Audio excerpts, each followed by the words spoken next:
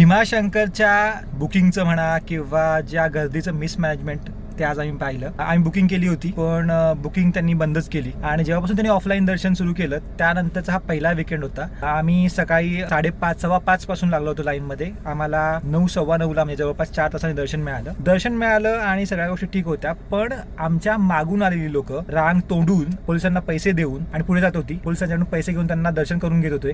बाकीचे जे सामान्य भक्त लोक जी लाईनमध्ये होते पण प्रामाणिकपणे लाईनचं पालन करत होती त्यांना मात्र 4-4 तास रांगेमध्ये तात्काळ उभं राहिलं आणि जेव्हा शेवटला जे काही दर्शन मिळालं ते पण अधिक 3 सेकंदाचं दर्शन मिळालं आम्हाला.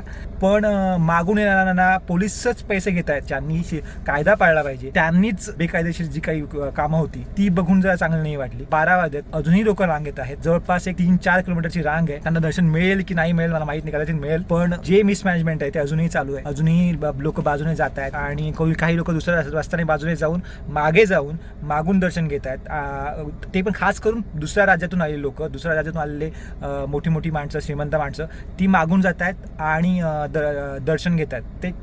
ते बघवत नाही. ओके, ते बघवत नाही.